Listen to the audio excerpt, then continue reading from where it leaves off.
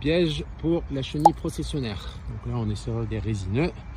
Voilà, aujourd'hui, je vais vous présenter ce piège. Donc, éco, voilà, où vous avez juste un système mécanique. La première étape, c'est l'écorçage, ce qui va vous permettre, au niveau de la petite collerette qu'on met autour là, que ça soit vraiment bien étanche. Voilà tout le contour. Donc là, j'ai un magnifique spécimen avec 4 troncs. Vous prenez une petite hache. L'idée, c'est d'écorcer les troncs. Alors, effectivement, les pièges, j'ai oublié de vous dire, faut qu'ils s'installent à peu près. Bon, je mesure 1,80 m, je lève le bras au moins à 2 mètres pour éviter tout incident avec les enfants et les animaux domestiques. Pour l'étape suivante, on va venir dérouler la petite mousse qui va venir tout le contour.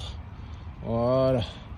Ok, une fois qu'on a fait ça, on va faire un petit repère ici. Ok, et on va couper cette section là. Cette section là, il faut toujours qu'elle soit au-dessus et coupée en biseau. Comme ça, les petites chenilles processionnaires, et elles vont descendre par là et elles vont suivre la collerette. Voilà, comme ça c'est plus simple. Donc en fait ça vient, hop, la mousse ça va venir de ce côté et de ce côté là, et les chenilles vont venir descendre là, tomber dans le réceptacle là. Alors pour la suite, rien de compliqué. Donc là c'est notre descente, ok. On va venir, donc là comme je vous ai montré tout à l'heure, hop, voilà, dans ce sens là. Après ça on l'attachera, je vous montrerai par la suite. Donc cette descente va venir ici, là. Donc on va lui préparer la découpe. Donc c'était ici. Voilà, je me suis mis 2 petits repères pour la découpe. Et maintenant je vais découper ma mousse.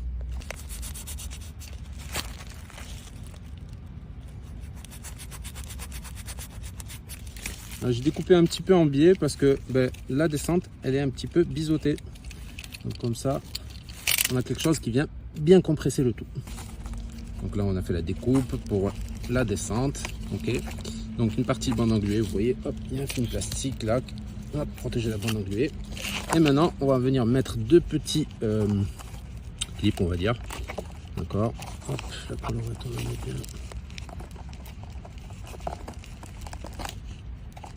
Et on enfonce bien. Ça ressort par en dessous. Et là, on n'a plus qu'à plier. Voilà. N'hésitez pas à appuyer fort. Pas trop fort quand même. Je crois que je suis allé un peu trop fort. Voilà. On fait la même chose de l'autre côté. Hop. Et voilà. Celle-là, je suis un peu moins fort. Voilà. C'est pas grave. Donc, et cette partie-là, eh ben, va venir ceinturer l'arbre. Je suis venu ceinturer l'arbre, voilà, j'ai bien tendu et maintenant je vais mettre ceci, même principe que tout à l'heure, on enfonce et on plie de l'autre côté, voilà, ok, hop, voilà, côté biseauté pour la descente. Alors, on a bien ceinturé l'arbre comme il faut. Alors effectivement vous voyez là c'est fourni avec ce genre de petits clips là, mais je trouve que cette partie là elle vient toujours bailler, donc moi j'ai improvisé un petit truc avec du câble rigide que j'ai passé et que je suis venu serrer juste là derrière. Alors, comme ça baille pas et quand je mets ma collerette ça plaque bien. Voilà, donc légère petite inclinaison vers le receveur qui est de leur côté. Voilà, hop, ça. Voilà.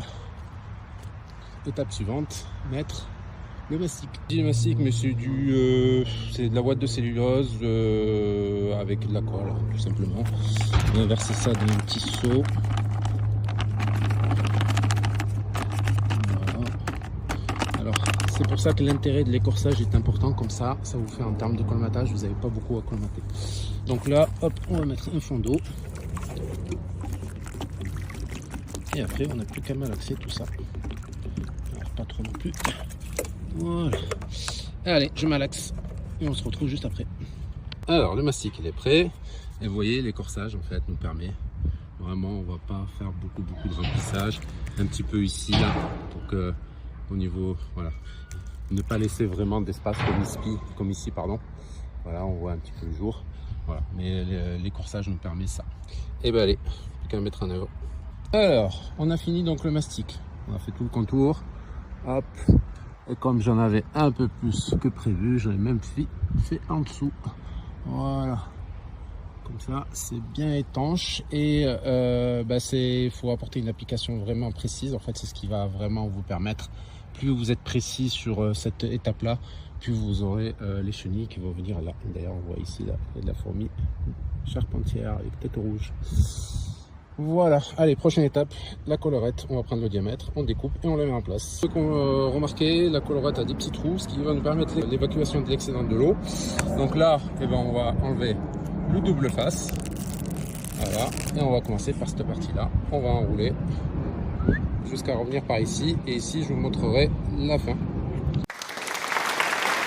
Alors, pour la mise en place du sac receveur, rien de bien compliqué. On prend un feuillard, on prend le diamètre, on découpe et on le met en place.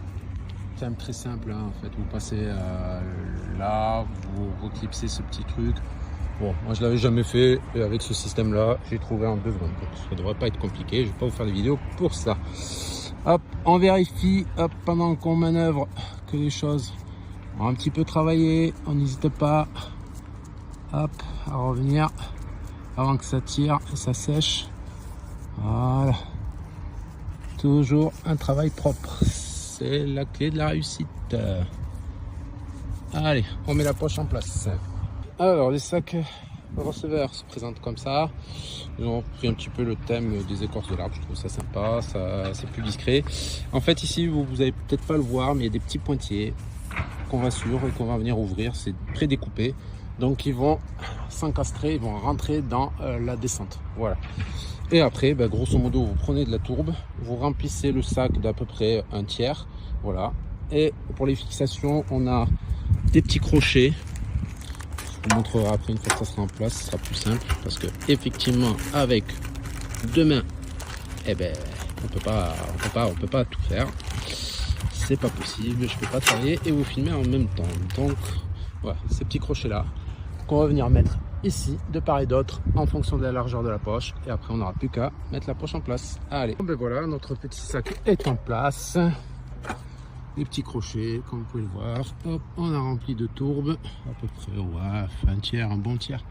Voilà, donc ça c'est les petites découpes que je vous disais tout à l'heure, voilà, que vous pouvez pas voir. Et bon, grosso modo il n'y a qu'à suivre la découpe qui est déjà faite. Hop, n'hésitez pas à reprendre s'il y a besoin. Hop, la distance entre les 2 points. Voilà. Et on fait un petit contrôle final. Voilà. Donc tout est bon, piège en place. Ah oui, petite précision finale, mais qui est quand même assez importante. Ces pièges-là sont plutôt installés fin février, début mars, grand maximum. Voilà, pour qu'ils soient efficaces. Et puis après, vous les retirez juin, juillet, août, grand maximum, tout dépend. Ben, vous allez surveiller un petit peu, c'est très aléatoire en fonction des conditions climatiques. Voilà. Allez, il n'y a plus que les autres à faire. Je vous ferai un petit final avec les 4 en place. Aussi sur le final, donc les 4 pièges sur le même arbre sont installés. Voilà. Tout est bien checké, vérifié au niveau de la solidité, de l'étanchéité, de la hauteur de pose au niveau de la descente. Voilà.